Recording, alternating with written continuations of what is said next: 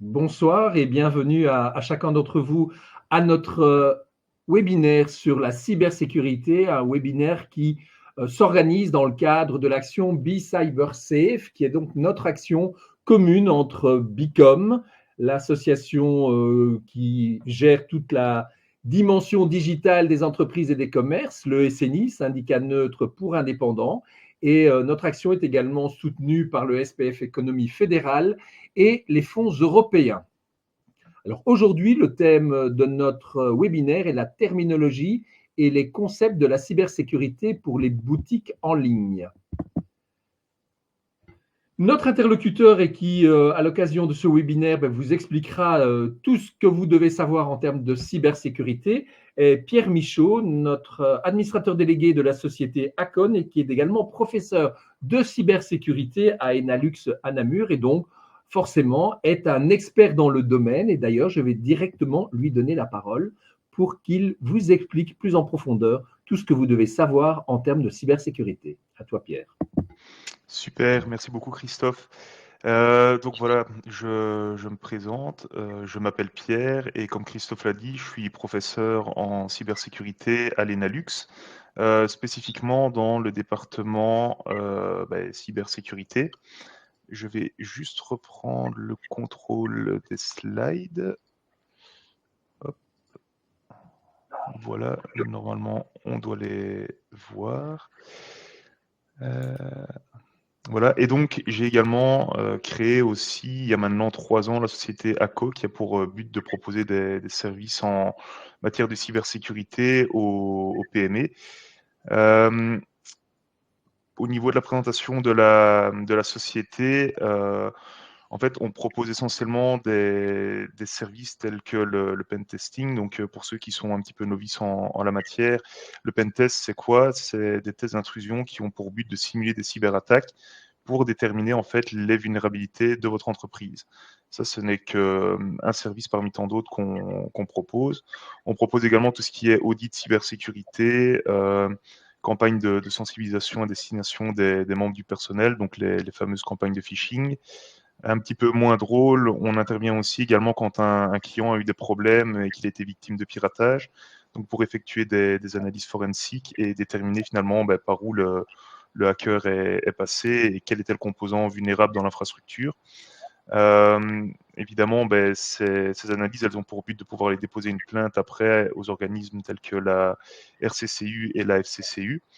On est également, on prône également les nouvelles solutions EDR, en fait, qui sont les nouvelles solutions en termes d'antivirus sur le marché, mais ça, j'y reviendrai un petit peu plus tard dans la présentation. Ce qui est important de mentionner, c'est qu'on est agréé par la région Wallonne dans le dispositif des chèques entreprises. Et en fait, la région Wallonne, pour tout ce qui est mission cybersécurité, propose des taux d'intervention qui sont non négligeables. Si vous voulez avoir un petit peu plus d'informations, je vous invite à aller consulter le site de la société, donc www.aco.be.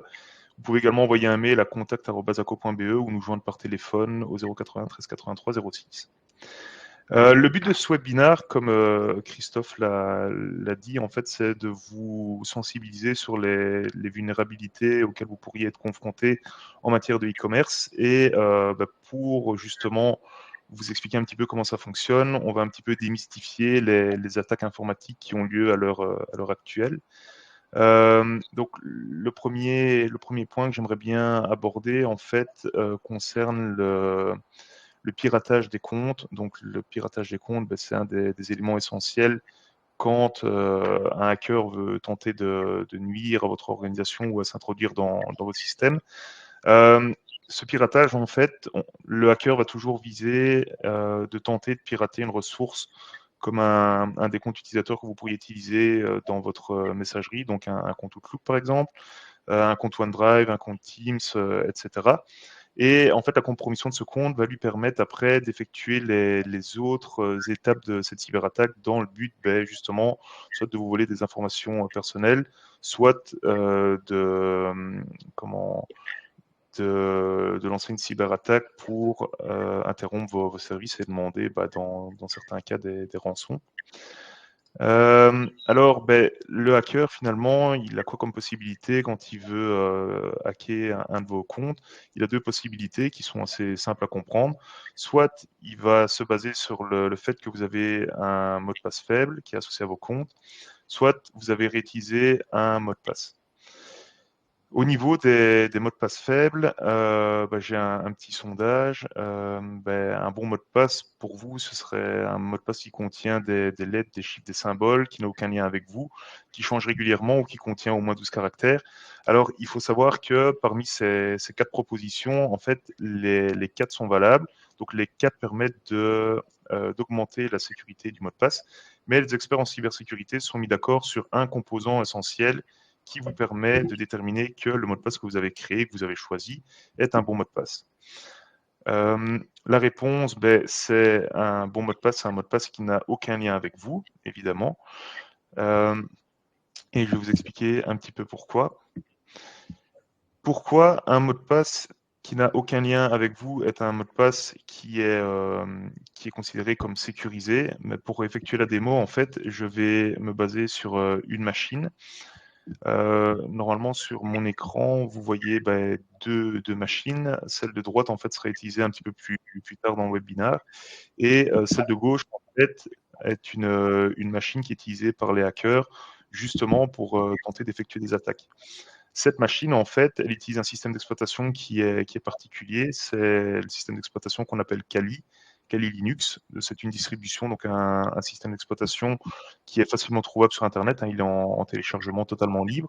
Et vous voyez que par rapport à un système d'exploitation traditionnel comme Windows, on ne retrouve pas finalement dans le menu démarrer des applications telles que Word, Excel, Outlook, etc.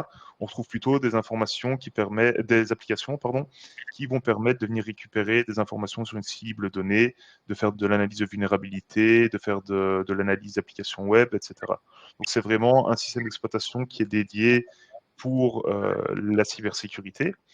Et dans cette petite démo, en fait, je vais tout simplement vous montrer qu'il existe plein d'outils différents qui permettent en fait aux hackers de générer ce qu'on va appeler des dictionnaires, donc des worklists qui vont contenir toutes des tentatives de mots de passe. Et le hacker va pouvoir utiliser cette liste après assez facilement pour tenter justement de déterminer quel mot de passe est associé à votre compte.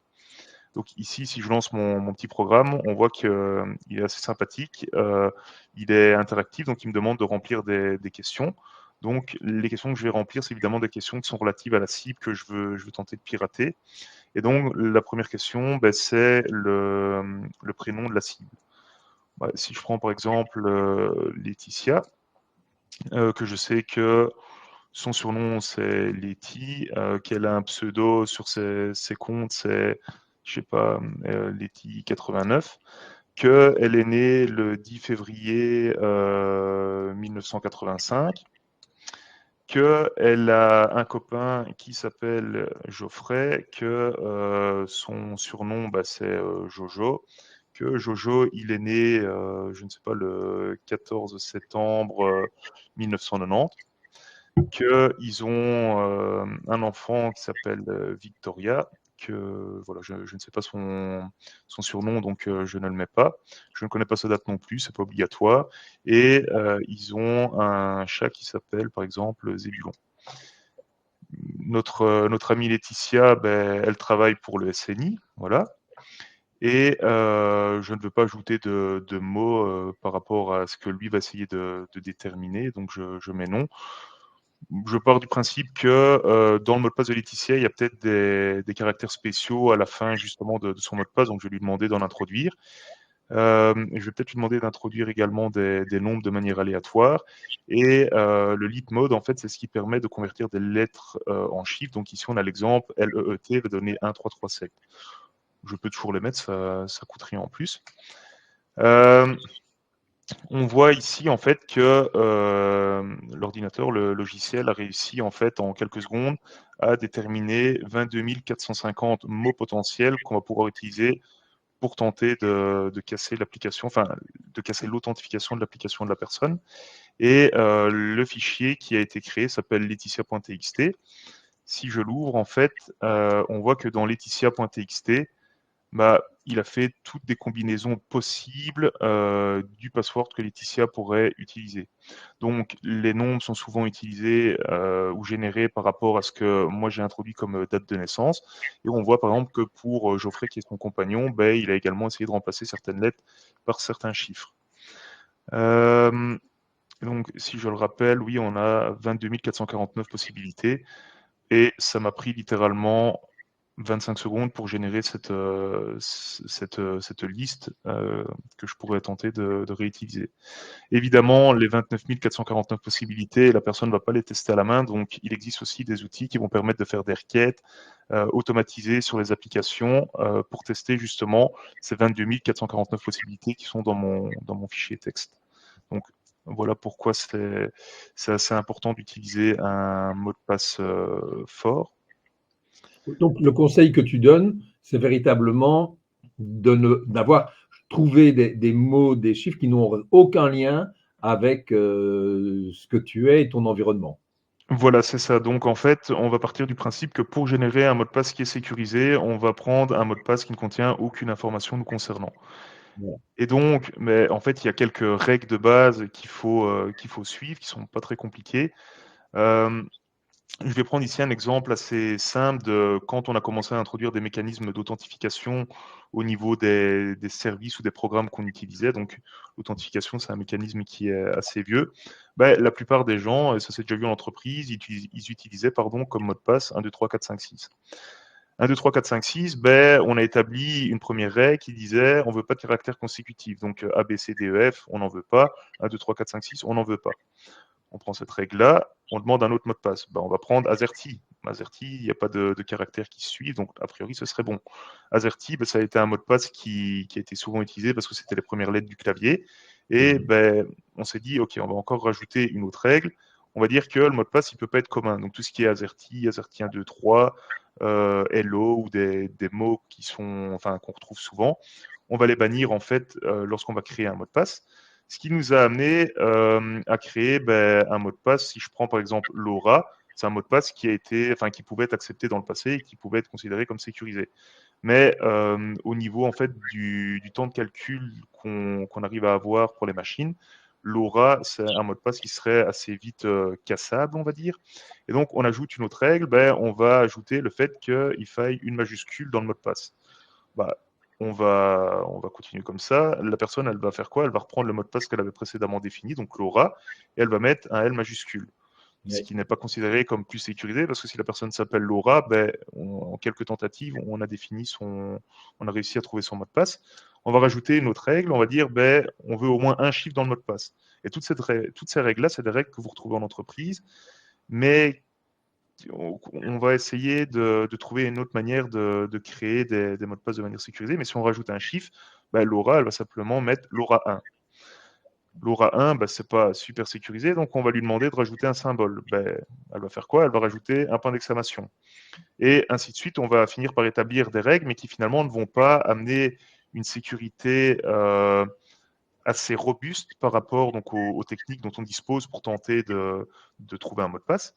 Et donc, on continue à rajouter des critères. On va dire, le mot de passe, il doit faire au minimum 10 caractères.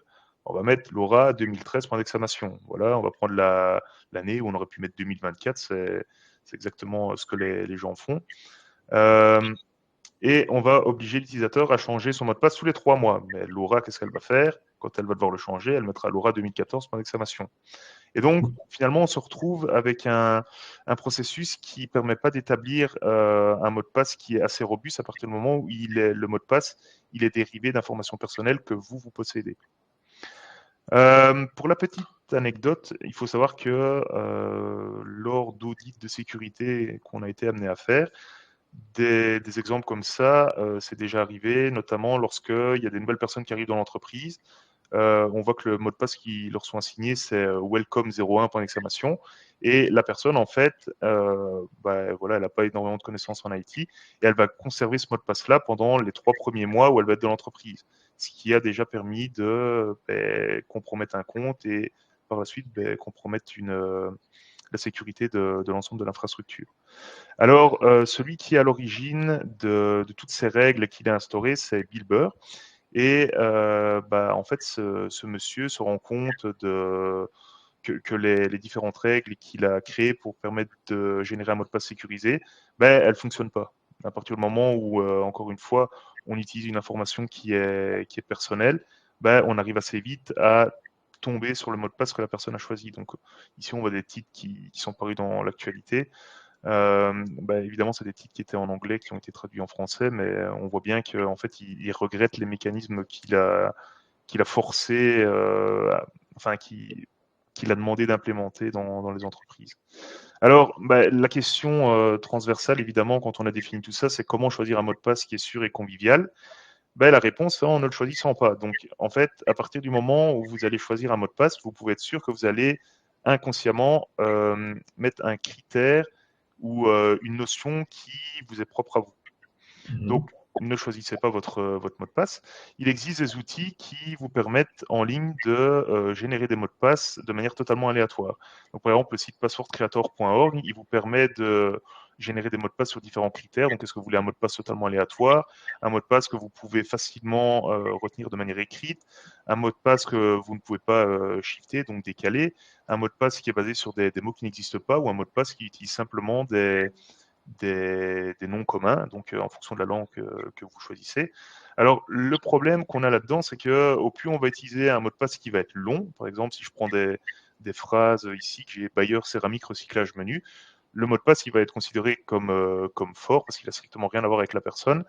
En plus, il est assez long, mais la personne, elle va être tentée de le noter quelque part, ce qui va évidemment drastiquement diminuer la sécurité du compte. Il y a un autre outil que j'aimerais bien présenter. Voilà. Donc, un autre outil coup de cœur, c'est un outil qui est proposé par la société LastPass qui propose en fait une solution de gestionnaire de mots de passe. Et pourquoi cet outil, c'est un outil coup de cœur? C'est parce que en fait, on peut définir différents critères qu'on peut cocher en fait pour générer le mot de passe. Donc, si j'ai envie d'avoir un mot de passe qui est facile à dire, je coche juste la case, je lui indique la longueur du mot de passe et lui va essayer de me générer quelque chose qui oralement est facile à dire. Donc roulons Coera, voilà, c'est pas très compliqué à dire. Et vous voyez que la sécurité ici de ce mot de passe, suivant les standards qui sont définis, il est vraiment robuste. Donc évidemment, en fonction du mot de passe qui est généré, vous avez la barre ici qui change de couleur et au plus elle est verte, au plus le mot de passe il va être fort. Il y a également un autre type un autre type de moyen qu'on peut utiliser pour générer un mot de passe qui est sécurisé, c'est en utilisant une phrase secrète. En français, on appelle ça une phrase de passe, mais vous avez peut-être déjà entendu, en anglais, on dit ça une passphrase. Et en fait, la passphrase, c'est quoi? C'est on va prendre une phrase au complet et pour cette phrase, on va uniquement garder la lettre de chaque premier mot. Alors évidemment, en fonction de la thématique avec laquelle vous avez le plus d'affinité, vous pouvez prendre un roman fantastique. Donc, tu ne t'es jamais demandé d'où venait la cicatrice que tu as sur le front. Pour les fans des romans de J.K. Rowling, c'est Harry Potter, évidemment.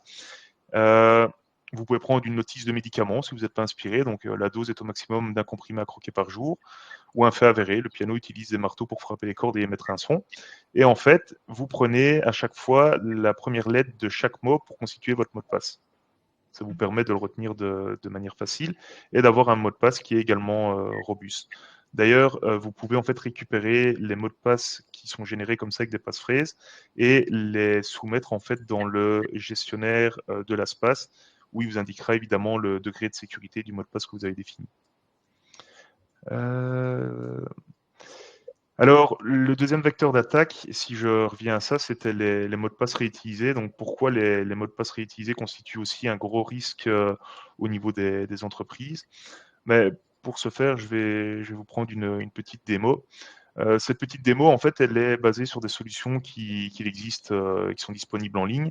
La première que j'aimerais bien vous montrer, c'est le site Have I Been Pwned? Donc, c'est est-ce que je me suis fait pirater en français? Et en fait, ce site, il référencie et va vous dire en fait si par rapport à l'adresse mail que vous allez introduire ici, cet email a déjà été recensé dans des fuites de bases de données. Donc, si je prends mon adresse perso, qui est celle-ci, Je clique juste sur le petit bouton Pound et il va aller me déterminer si mon adresse mail a été recensée dans une fuite de base de données. Et ici, on voit good news, apparemment, ce n'est pas le cas.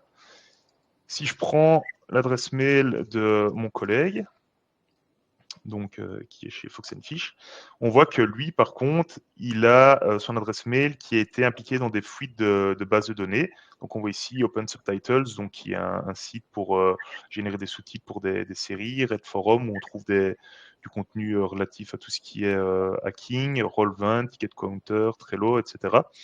Et en fait, les mots de passe que lui avait associés à ces solutions-là se sont à un moment donné retrouvés dans la nature. Et donc, ils peuvent être captés par des personnes mal intentionnées. Et s'il a réutilisé le même mot de passe pour un autre service, évidemment, vous pouvez avoir accès à son compte. Il y a un deuxième site qui est pas mal, qui s'appelle Snoozebase. Donc Snoozebase, c'est un site qui va vous permettre de faire exactement la même chose qu'avec Binpound, sauf que ici, il va un peu plus loin et il va vous dire quel est le compte qui est associé avec le leak de mot de passe. Vous pouvez faire des recherches selon différents critères, donc sur base des emails, des noms d'utilisateurs, des adresses IP, des mots de passe, etc. Et donc, on voit ici que si je prends le mot, ou le mot de passe Hello World, qui est assez connu aussi, si je fais une recherche là-dessus, il va me sortir finalement toutes les personnes qui ont eu ce mot de passe qui a fuité à un moment. Et on retrouve à chaque fois l'adresse email de la personne à laquelle est associé ce mot de passe. Donc on voit que pour le premier résultat, ce mot de passe il a été utilisé par cette personne-ci sur le site bypersonalproxy.com et que la fuite elle date de janvier 2023. Donc c'est pas si vieux que ça. Et donc en fait vous pouvez faire ce type d'exercice pour vos adresses à vous. Mais la solution qui est la plus user-friendly, donc c'est le site Have I Been Pwned. Ce site-là, ce qui est bien aussi, c'est que il dispose en fait d'une fonction de notification. Donc, quand vous cliquez sur Notify Me, vous avez la possibilité d'indiquer votre adresse email et de vous enregistrer entre guillemets dans leur base de données. Et vous recevrez un mail si à un moment il y a une fuite de données qui est recensée à l'adresse mail que vous avez utilisée et que vous avez renseignée ici pour être notifié. Si je retourne voilà, dans les slides. Ouais, j'espère que c'est assez clair. Les raisons pour lesquelles il ne faut pas soit utiliser un mot de passe faible, soit réutiliser le même mot de passe sur différentes applications. Évidemment, ces deux facteurs sont assez basiques, ça peut le couler de source, mais il y a encore pas mal de fois où nous, lorsqu'on fait un audit de cybersécurité, on se rend compte que les mots de passe ne sont pas assez sécurisés et que ça ouvre la porte au problème, quoi. Non, mais c'est bien. Alors, Tu as démonté vraiment toutes les mauvaises habitudes qu'on a tous, c'est-à-dire mettre la majuscule au début comme on fait quand on écrit. Donc, effectivement, c'était une mauvaise idée de prendre tous des liens en rapport avec notre vie privée ou des choses effectivement qu'on peut facilement trouver. Donc, en fait, il faut changer complètement notre manière de penser notre mot de passe. oui, c'est vraiment ça. Donc, changer la manière de penser quand on va générer un mot de passe, sans pour autant introduire des règles très complexes, parce que l'utilisateur final a pour but de bypasser les règles qui sont trop complexes. Donc, Bien si un sûr. mot de passe va être jugé trop complexe, on a déjà vu aussi dans pas mal d'entreprises, la personne va devoir en fait suivre tous les critères de sécurité qui ont été mis en place par le département IT. Et en fait, le mot de passe est juste non retenable. Et la personne, qu'est-ce qu'elle va faire? Elle va l'écrire sur un post-it qu'elle va coller au dos de son clavier. Donc voilà, on n'a pas vraiment gagné en termes d'efficacité et de sécurité. Alors, il y a 3 règles qui sont assez simples aussi et qu'il faut retenir pour les mots de passe. Si on devait résumer, en fait, les deux petites démos précédentes, le premier point, ce serait ne choisissez pas votre mot de passe. Donc, utilisez des outils qui permettent de les générer pour vous ou utiliser une passphrase. Ne les réutilisez pas, donc tentez d'avoir un mot de passe différent par service auquel vous inscrivez et ne les retenez pas parce que vous n'arriverez pas à tous les retenir. Par rapport à ça, il faut savoir aussi, avant de parler du MFA, que l'espace dont on a parlé, qui vous permet de générer des mots de passe, permet également d'avoir des gestionnaires de mots de passe pour stocker en fait les mots de passe dans un coffre-fort qui est sécurisé. Dans les coffres-forts qui sont sécurisés, en fait, on va pouvoir, à l'aide d'un mot de passe qui est robuste, déterminer, ou du moins dériver plein d'autres mots de passe qui vont être enregistrés dans ce coffre-fort. Je peux vite vous montrer également, avant de passer à la suite, par exemple, pour un site en particulier. Moi, j'utilise comme gestionnaire de mot de passe Bitwarden, et en fait, le mot de passe qui est associé à mon compte, c'est Bitwarden qui le retient, c'est pas moi. Moi, je retiens juste le mot de passe maître qui me permet justement de déverrouiller l'accès à ce compte. Évidemment, avoir un mot de passe fort, c'est bien, mais à l'heure actuelle, ça ne suffit pas pour protéger les comptes.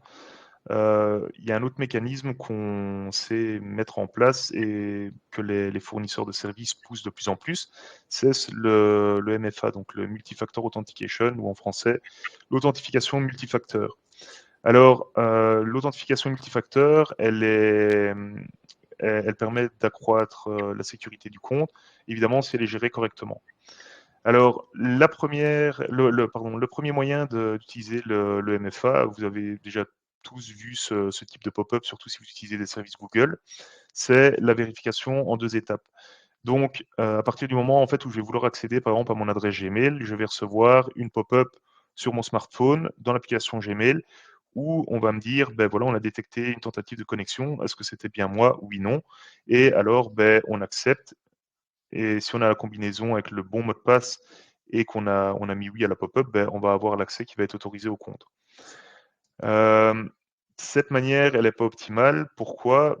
Parce que ça a été sujet à une attaque qu'on appelle le MFA Fatigue Attacks. Et donc, en fait, cette attaque, elle a pour but d'embêter l'utilisateur jusqu'au moment où il va répondre oui à la pop-up. Et Uber en a fait les frais, donc il y avait Uber et Cisco, mais l'histoire la plus impressionnante, c'était celle de Uber. Et donc, l'histoire commence que la personne a réussi finalement à hacker Uber. Elle avait réussi à récupérer le mot de passe d'un des employés qui faisait partie du service IT. Et ce compte utilisateur, en fait, était sécurisé par une authentification multifacteur. Donc, seule la combinaison adresse email mot de passe n'était pas suffisante pour pouvoir avoir accès au compte. Il y avait cette histoire justement de pop-up où il fallait prouver, oui, c'est moi qui ai essayé de me connecter. Et en fait, l'attaquant, ce qu'il a fait, c'est que il a envoyé une première pop-up. La personne, elle regarde son téléphone, elle dit, non, c'est pas moi qui ai essayé de me connecter. Elle décline l'invitation de la pop-up. Et en fait, l'attaquant, ce qu'il a fait, c'est il a floudé l'utilisateur final.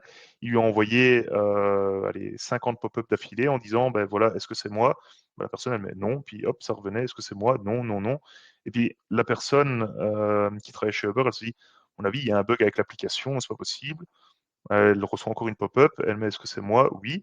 Et puis évidemment, elle ne reçoit plus de pop-up, mais elle ne s'est pas rendue compte qu'elle venait de se faire hacker et que finalement, toute l'infrastructure de Uber s'était fait pirater.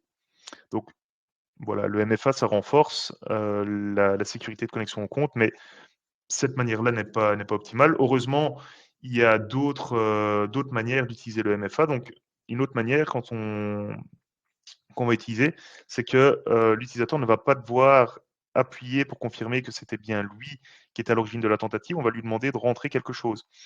En rentrant quelque chose, ici, c'est le 89 qu'on a sur l'écran de l'ordinateur. Il va falloir le rentrer dans l'application MFA qui est sur le téléphone. Et quand on va avoir la combinaison des 2 chiffres qui est validée, on va avoir accès à l'application.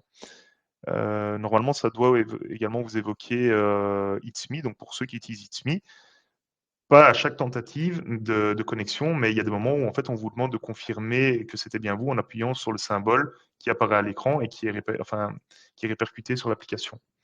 Ça, c'est déjà une manière meilleure en fait d'utiliser le MFA, parce que on est obligé d'introduire quelque chose dans l'application pour prouver que c'est bien nous.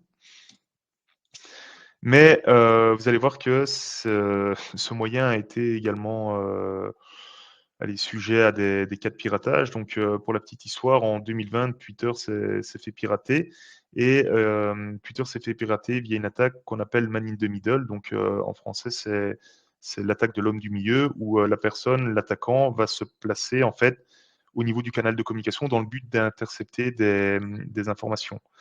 Et ce qui s'est passé chez Twitter et qui a permis aux personnes d'hacker des comptes de personnes assez importantes comme Donald Trump ou Elon Musk, ça a été en fait d'utiliser encore une fois une personne qui travaillait dans le département IT et de lui faire croire en fait que Twitter avait mis en place une nouvelle méthode de se connecter à leurs infrastructures de manière sécurisée. Donc il y avait une nouvelle configuration VPN qu'il fallait mettre sur le PC. Comment les personnes s'y sont prises? En fait, elles ont utilisé une attaque de phishing. Enfin, c'est une variante du phishing qu'on appelle le vishing, donc c'est du phishing par téléphone et ils se sont fait passer pour un responsable, IT de Twitter également en disant: «Voilà, on a déployé une nouvelle méthode d'accès, il faudrait que tu testes chez toi, voir si ça fonctionne». Évidemment, la personne, elle a tenté de se connecter chez Twitter, mais c'était pas vraiment Twitter qui était en face, c'était, le serveur de l'attaquant et elle a soumis, ses noms d'utilisateurs, mots de passe et l'authentification multifacteur à la personne qui était mal intentionnée. Donc c'est comme ça qu'ils ont eu accès.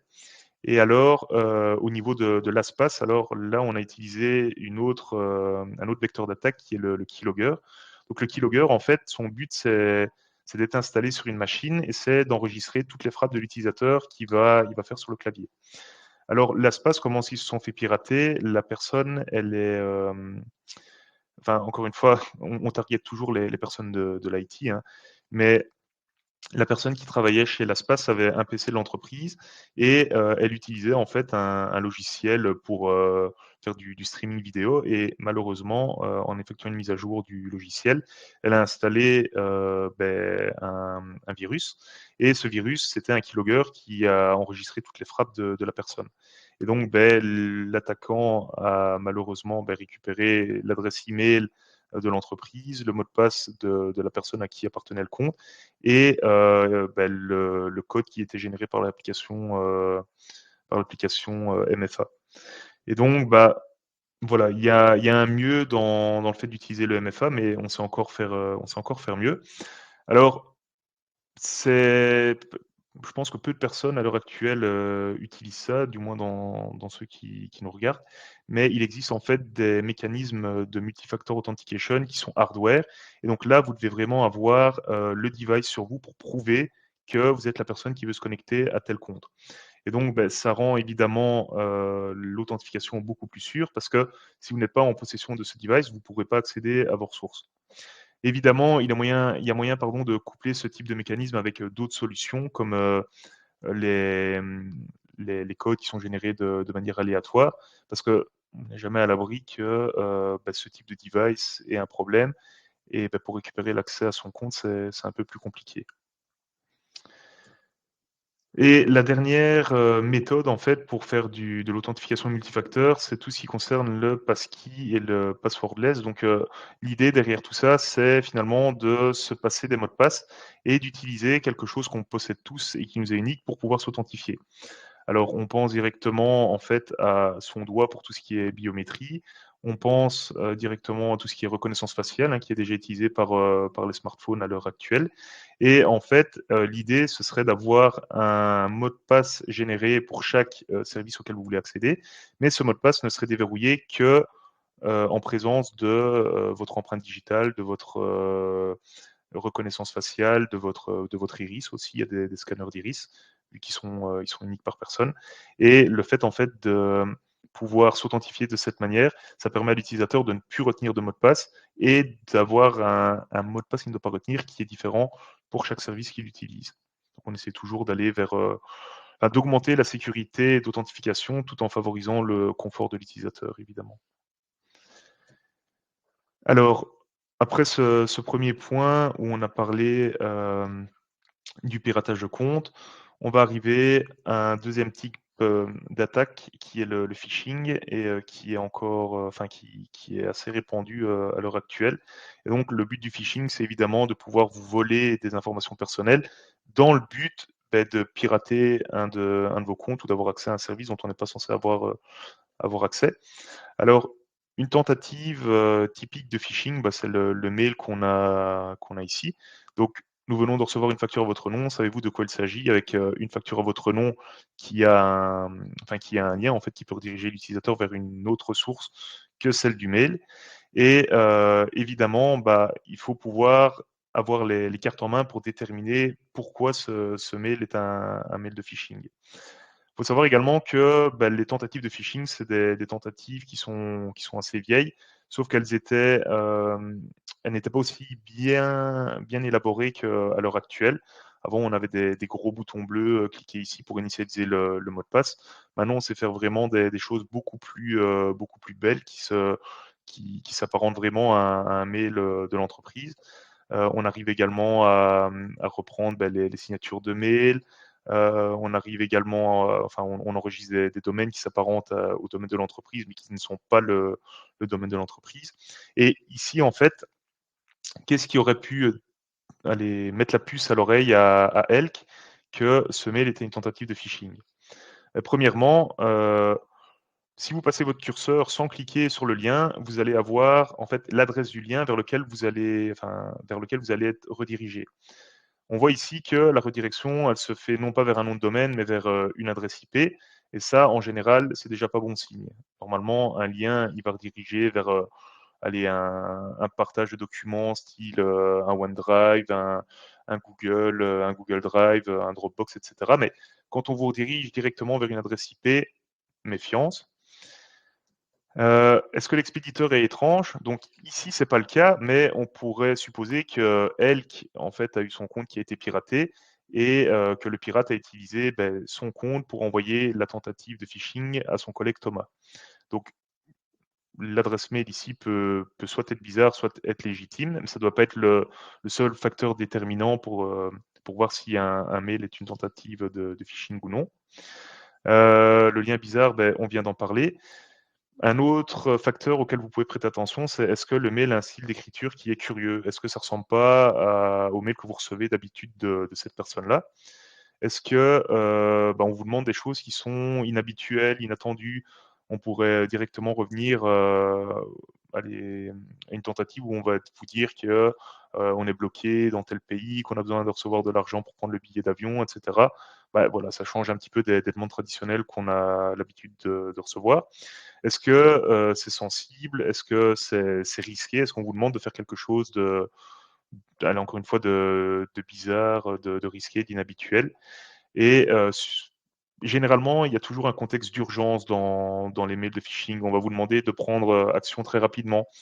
Typiquement, dans une entreprise, ça pourrait être est-ce que tu peux me donner l'accès à telle ressource parce que toutes les caisses du supermarché sont bloquées et voilà, c'est urgent. On n'a pas le temps d'aller voir le manager, on n'a pas le temps d'avoir son aval. On va vraiment essayer de débloquer la situation. Donc, dès qu'il y a un critère d'urgence, il faut se méfier aussi. Parfois, demander, essayer d'avoir d'autres informations du département pour voir s'il y a vraiment un problème. Par rapport en fait à cette petite explication, moi je l'ai vécu, dans une entreprise, malheureusement ça s'est pas super bien passé pour eux, mais en fait, c'est l'histoire de 2 garages, 2 garages automobiles, qui font du business ensemble et le premier garage a vendu une voiture au deuxième garage. On parle quand même d'une belle voiture, hein, de mémoire, c'était une Mercedes à 80 000 € et le garage 1 a livré le véhicule au garage 2 et leur contacte 4-5 jours après en disant: «Tiens, c'est bizarre, on t'a livré le véhicule en début de semaine et on n'a toujours pas été payé du véhicule qu'on t'a livré».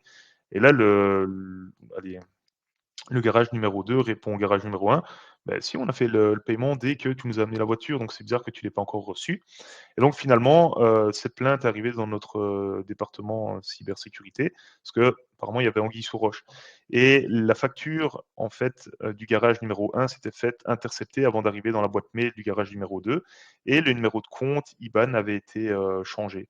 Alors c'était très bien fait, c'était très subtil, il fallait vraiment zoomer sur le numéro de compte pour voir que la teinte de couleur, ne correspondait pas au reste du document, mais c'était, exactement la même facture avec, la même communication structurée, les mêmes indications de paiement, la même disposition. C'est assez impressionnant. Alors évidemment, nous, on a mené toutes les investigations au niveau des flux email. On a fait un rapport et puis c'est parti à la FCCU et on ne sait pas trop ce qu'il y a eu après, quoi. Mais ton exemple démontre bien qu'en fait, toutes ces arnaques cyber touchent tout le monde, des concessionnaires voitures, des garagistes, donc des indépendants qui nous écoutent et qui doivent justement bien prendre conscience que tout ce type de démarches sont également là pour essayer de les faire tomber. Oui, voilà, c'est ça. J'ai mais des anecdotes comme ça, j'en ai plein, hein. Encore une société, qui est active dans le milieu de la construction, de bâtiments industriels et là, en fait, ça s'apparente vraiment bien à l'exemple qu'il y a sur le slide. C'était pas la société en question qui s'était faite pirater, c'était le cabinet d'architectes avec laquelle elle bossait. Donc société totalement indépendante et toutes les boîtes mail qui étaient dans Microsoft 365 s'étaient faites, pirater et eux avaient reçu des demandes de paiement pour, des avances de chantier et quand on a remonté un petit peu la trace, encore une fois, dans le but d'aller porter plainte à la police, en fait, le numéro de compte sur lequel le pirate voulait verser l'argent, c'était un numéro de compte qui était localisé au Portugal. Et donc, ça, après, c'est la police qui effectue son travail. Mais nous, on arrive juste avec les éléments qu'on leur remet pour tenter de déterminer par où ça a pu fuiter, quoi. Oui, mais ça démontre bien qu'on s'attache vraiment aux petites entreprises, aux indépendants, comme il en existe des dizaines. Tu parles de construction, tu parles d'architectes, de concessionnaires. Donc, c'est véritablement les indépendants au sens le plus large et le plus courant de tout. J'ai une question par rapport, tu as parlé des mots de passe, ici tu parles des différentes démarches pour essayer d'arnaquer les gens. Est-ce qu'il y a une utilité d'investir dans d'autres techniques, comme par exemple la mise en place d'un firewall ou d'un anti-spam? C'est en lien avec ça ou bien ça n'a strictement rien à voir? Alors, oui, évidemment, maintenant, un firewall, son but premier, c'est vraiment de filtrer le trafic et de pouvoir aussi inspecter ce trafic dans le but de déterminer quand, une menace va passer ou ne pas passer. Et l'anti-spam, lui, son but, ça va être d'analyser évidemment les mails que l'entreprise va recevoir, pour déterminer s'il y a une tentative de phishing ou si, le mail qu'on va recevoir va être un spam ou pas. Et les anti-spam ont aussi des fonctionnalités maintenant qui permettent, par exemple, de, tester les liens qui sont contenus dans les mails et si il détermine que le lien est frauduleux, il va carrément retirer le lien du mail avant de délivrer le mail à la personne. Donc ça Donc, ce sont rajoute des clairement outils complémentaires, quoi. voilà, ça rajoute clairement une couche de sécurité supplémentaire, au niveau de la sécurité de l'infrastructure, mais le maillon le plus vulnérable, le plus faible, ça reste quand même le facteur humain qui, voilà, si la machine, si l'anti-spam laisse passer un mail, parce que ça peut pas être fiable à 100 non plus, et que la personne n'a pas les bons réflexes pour déterminer si c'est un mail de phishing ou pas et va cliquer sur le lien, elle peut compromettre évidemment toute la sécurité de l'infrastructure. C'est ça. Mais ça, c'était un C'est peu des la solutions. question. Est-ce que justement, ce genre d'outils sont fiables? Les anti-spam, est-ce que le fait de dire j'ai un anti-spam, automatiquement je suis couvert, c'est évidemment le mauvais réflexe parce que ça peut laisser passer quand même un certain nombre de mails frauduleux sans qu'ils s'en aperçoivent. Oui, voilà, donc il faut vraiment, avoir ces 2 notions de se dire: «L'anti-spam est un outil qui va venir m'aider à renforcer, la sécurité de mon entreprise, mais il n'est pas infaillible». Donc il peut Mais laisser quoi, passer à hauteur de combien de pourcents, j'ai envie de dire? C'est ça, c'est en fiable à fait, 50%, à tout 80%? oui, en fait, tout va dépendre de la configuration qu'on va vouloir faire dans l'anti-spam. Donc un anti-spam, c'est quand on achète vraiment la solution et que l'on la configure soi-même, évidemment, il y a des solutions disponibles sur le marché où, allez, on met en place, mais on ne sait pas trop comment ça fonctionne, ça filtre certains trucs, ça en filtre pas d'autres. Mais à partir du moment où on achète un anti-spam et qu'on a la main sur la configuration, on va vraiment pouvoir en fait configurer ce niveau de granularité avec laquelle il va filtrer ou non des emails. Le problème qu'on va avoir, c'est que en fait, on n'est pas à l'abri si on relève trop la sécurité, qui filtre des mails qui sont légitimes. Et donc, évidemment, il y a moins de spams qui vont passer, mais il y a également des mails qui ne sont pas frauduleux qui pourraient être bloqués. Et en plus de ça, on est également dans ces cas-là dépendant de la configuration qu'il y a chez nos clients ou chez nos fournisseurs qui n'ont peut-être pas bien configuré leur serveur email et donc leur mail pourrait être également catégorisé comme spam par l'anti-spam si la sécurité est trop importante. Donc D'accord. il faut vraiment trouver le bon niveau entre je veux renforcer ma sécurité, mais je ne veux pas non plus passer à côté de mails importants parce que mon client n'a pas bien configuré son côté de l'infrastructure, quoi. Et ne pas considérer, une fois qu'on a acquis ces outils, qu'on est à l'abri de tout. Il faut rester vigilant. OK, je te Exactement. laisse continuer parce qu'effectivement, c'était des questions qu'un certain nombre de webinaires se posent régulièrement. Ouais, je me doute, c'est toujours compliqué. Et donc, on parlait justement des URL ici, pour déterminer qu'une URL est frauduleuse et j'avais un petit sondage ici, donc c'est quelle URL utilise It's Me d'après vous? Alors soit la réponse A, soit la réponse B, soit la réponse C, soit la réponse D Et en fait, on remarque que quand on propose ce type de test, il y a quand même pas mal de personnes qui se trompent parce qu'elles ne comprennent pas en fait comment une URL est composée. Donc évidemment, la bonne réponse ici, dans notre cas, c'est la réponse D. Et je vais vous expliquer en fait sur le slide suivant comment vous pouvez déterminer que c'est la réponse D et non pas les 3 précédentes réponses.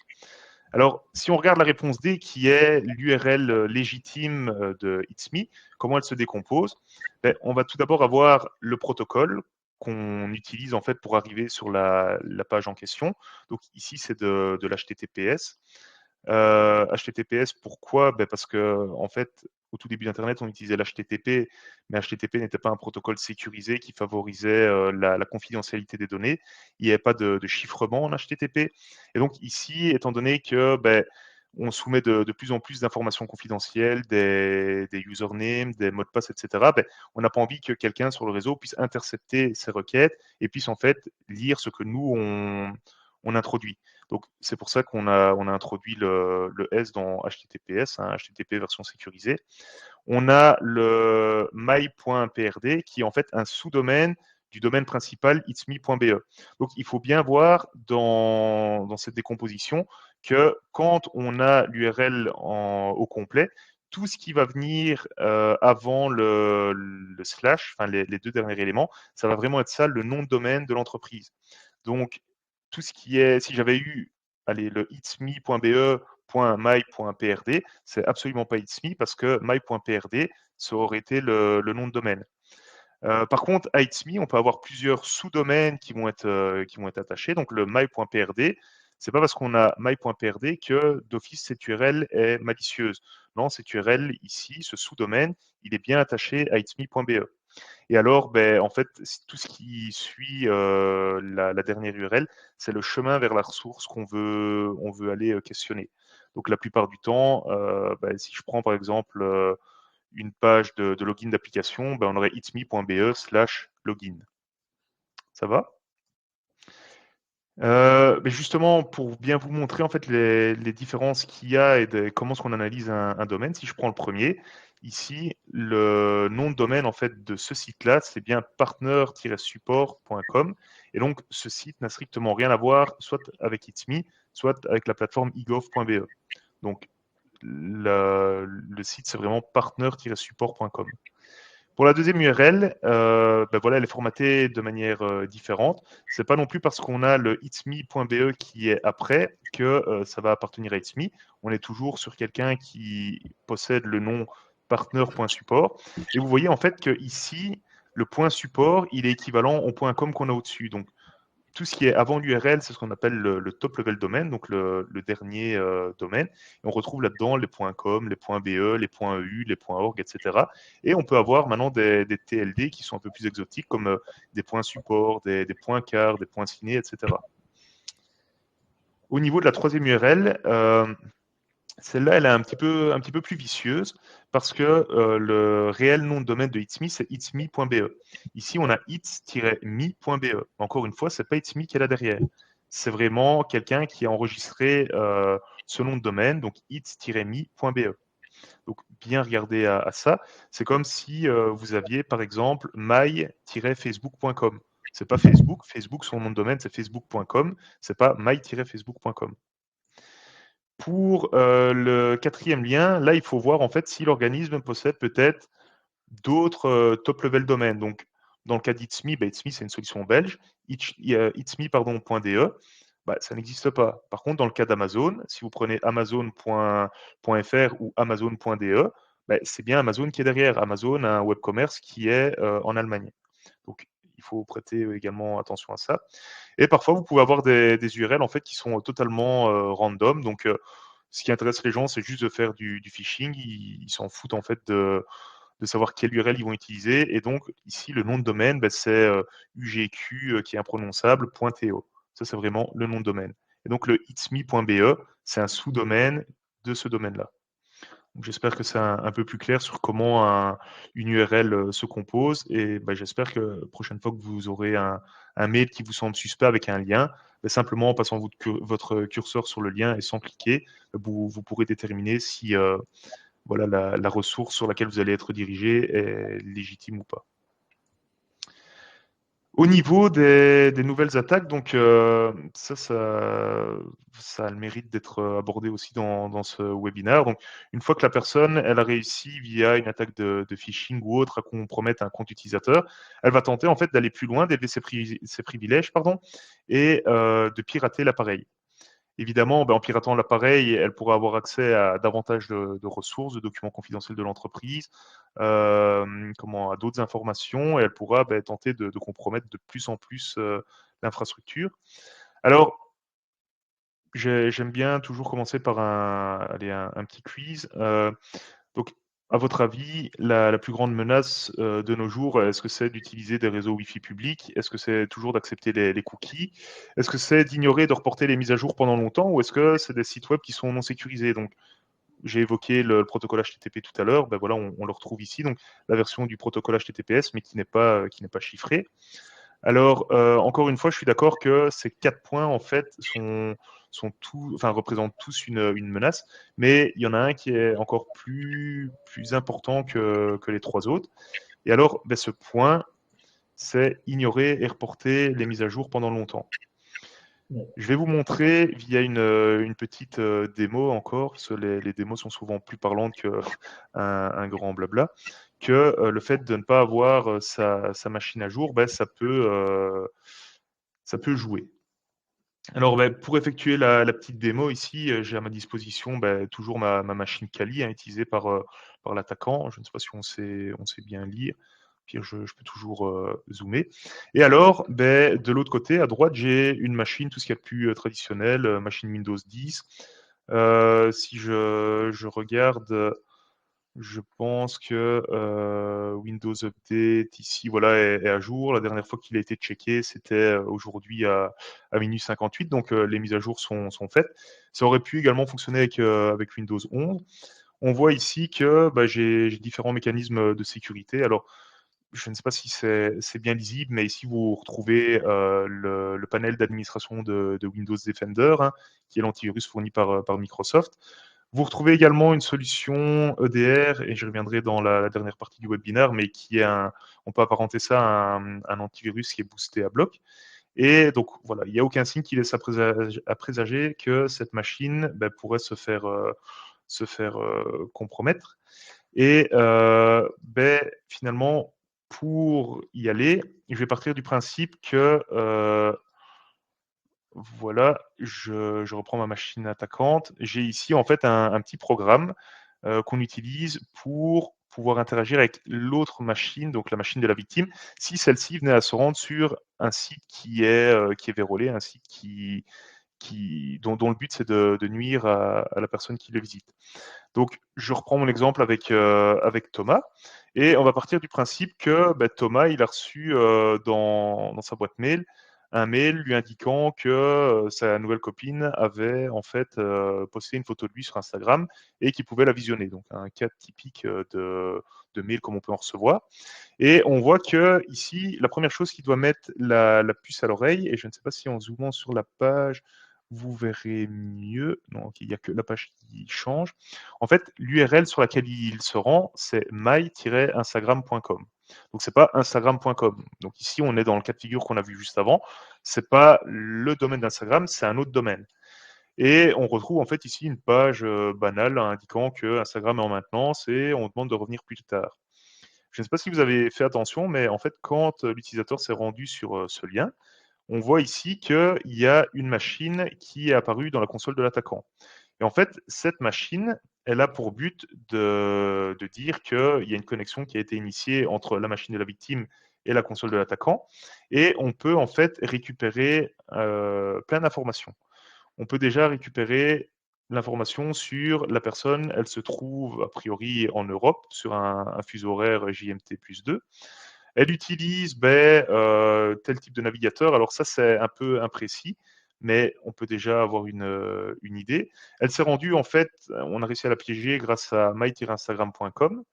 Et il y avait aussi, si je me souviens bien, une information qui était assez intéressante ou qu'on pouvait tenter de déterminer. C'est en fait, une fois que la machine a été compromise, on peut interagir avec en envoyant certaines commandes. Alors dans les commandes qu'on peut envoyer, on pourrait par exemple regarder si mais l'utilisateur utilise LastPass. Donc LastPass, pour récapituler, c'est le gestionnaire de mots de passe qu'on a vu précédemment. Et on pourrait en déduire que s'il utilise LastPass, ben, il utilise sûrement des mots de passe sécurisés et pas des mots de passe qu'il aurait pu créer sur base d'informations personnelles. On voit ici que j'ai envoyé ma requête et en fait, le navigateur m'a renvoyé non, l'utilisateur n'utilise pas LastPass ou il n'est pas installé. Donc, je peux en déduire que mon utilisateur a peut-être un mot de passe qui est faible. Je pourrais également allumer la webcam de ma victime. Je pourrais voir, par exemple, ce qu'il est en train de faire sur son ordinateur. Il y avait d'autres informations qui étaient aussi assez intéressantes. Euh, il faut juste que je les retrouve parce qu'il y en a quand même pas mal. On savait par exemple déterminer, et c'est parce que ma fenêtre est un petit peu grande, mais ainsi vous pouvez voir un petit peu tout ce qu'on peut envoyer. Il y avait une information où on pouvait en fait récupérer l'adresse IP de la victime, détecter s'il y a un antivirus qui tourne, donc est-ce que la machine est protégée, est-ce qu'elle n'est pas protégée. Voilà ici le Get Geolocalization, donc on sélectionne juste un site sur lequel le navigateur de la victime va envoyer une requête et on attend un petit peu. Voilà, donc je suis bien en Belgique. Alors, la localisation, c'est la localisation du fournisseur d'accès Internet, mais par contre, il y a quelque chose qui est intéressant, c'est qu'on a l'adresse IP de la victime. L'adresse IP de la victime, en fait, si vous voulez, ça s'apparente un petit peu à l'adresse postale que votre entreprise pourrait avoir. Et chaque entreprise, en fait, pour pouvoir aller sur Internet, possède une adresse IP. Sur cette adresse IP, en fait, on va pouvoir lier certains services, donc par exemple le site web de votre entreprise, la connexion bureau à distance, ou bien d'autres. Et une fois qu'on a par exemple cette information, si je change de logiciel et que je prends par exemple, donc ça c'était pour la petite démo l'adresse IP de la ville enfin du site de la ville de Chimay, on s'est déterminé en fait ben, quels sont les services qui sont actifs derrière cette adresse IP. Et sur base de ces services, évidemment, après, on peut aller plus loin et tenter de déterminer telle ou telle vulnérabilité et tenter de l'exploiter justement, encore une fois, pour rentrer dans l'entreprise. Donc, on voit ici finalement, si on devait resynthétiser tout ça, que l'utilisateur, simplement en allant sur une page qui paraissait totalement légitime et sur un lien qu'il avait reçu par mail, eh ben, l'attaquant en fait arrive à prendre le contrôle de son navigateur et à déterminer tout un type d'action. Donc, je pense que c'est quand même aussi impressionnant et ça vous permet justement de faire encore plus attention quand vous recevez des liens pour les analyser et déterminer s'ils sont légitimes ou pas. Voilà. Alors, ben, j'ai souvent la question aussi, c'est ben, d'accord, mais quels sont finalement les meilleurs antivirus qu'on pourrait avoir et qu'on pourrait installer, qui sont disponibles sur le marché? Alors, la réponse ici, elle est un peu marrante, mais vous allez comprendre pourquoi. En fait, les 3 antivirus que je propose, c'est ceux-ci. Et vous allez me dire: «Ah ouais, mais c'est pas des antivirus, je reconnais l'icône du Play Store, de l'App Store ou du Windows Store». Et donc, en fait, finalement, ces trois icônes représentent tous des stores qui sont gérés par des géants comme Google, Apple ou encore Microsoft. Bien que le Windows Store, on l'a encore sur les PC Windows, mais les Windows Phone ayant disparu, c'est voilà, c'est plus à l'ordre du jour, sauf si vous téléchargez les applications sur votre appareil. Alors, pourquoi finalement ben, on considère que ces 3 applications sont des antivirus? C'est tout simplement parce que avant de pouvoir publier en fait une application sur le Play Store ou sur l'App Store, le développeur va devoir prouver son identité. Donc, vous ne pouvez pas uploader des applications de manière totalement anonyme. Il y a toujours un suivi qui se fait de la part de soit de Google, soit Apple. En plus de ça, avant de mettre l'application disponible au téléchargement ben, pour tous ceux qui possèdent une tablette ou un téléphone, euh, mais l'application, elle va être analysée, elle va être checkée par Google, par Apple, par Microsoft, pour pouvoir déterminer s'il y a du code malveillant, du code malicieux, et ben, finalement déterminer si l'application elle est safe ou pas. Une fois qu'elle a été publiée sur un de ces stores-là, en fait, on considère qu'il y a déjà pas mal d'analyses qui ont été faites au préalable. On connaît l'identité du développeur, on connaît le code source de l'application. L'application, elle a été testée. A priori, il n'y a rien de malicieux. Donc, quand vous téléchargez une application depuis un de ces stores, vous êtes quasiment sûr que vous n'aurez pas de problème. Alors que finalement, si vous étiez allé télécharger la même application depuis Internet, ben, vous n'êtes pas sûr d'arriver sur le premier lien référencé par Google qui vous proposera un téléchargement avec un programme qui est malicieux ou qui est vérolé. Une autre question qui revient aussi souvent lors des webinars ou que les clients posent, c'est bah, est-ce que vous préférez Windows ou est-ce que vous préférez macOS en termes de sécurité? Qu'est-ce qui est le mieux? On a souvent entendu qu'il n'y avait pas de virus sous Mac, hein. Il y a les utilisateurs de Mac qui aiment bien dire ça, et que bah, Windows, il y avait plein de problèmes de sécurité, etc. Alors, en fait, pourquoi est-ce qu'il y a plus de virus sous Windows que sous Mac? C'est tout simplement parce que il y a quelques années, il y avait très peu de personnes qui possédaient un Mac et Microsoft, en fait, possédait plus de 90 des parts de marché avec Windows. Et donc, bah, ce qui est le plus rentable pour un attaquant, c'est évidemment de déployer, enfin de développer un logiciel malveillant sur une plateforme qui est utilisée par des centaines de millions d'utilisateurs que par peu d'utilisateurs. Et c'est pour ça qu'il y avait beaucoup plus de virus sous Windows que sous Mac. Mais maintenant, on voit quand même de plus en plus de personnes qui ont des Mac. Et évidemment, la légende qui dit qu'il n'y a aucun virus sous Mac, ben, c'est totalement faux, hein. Il existe aussi des virus sous Mac. Donc Windows ou Mac, en fait, les deux OS se valent.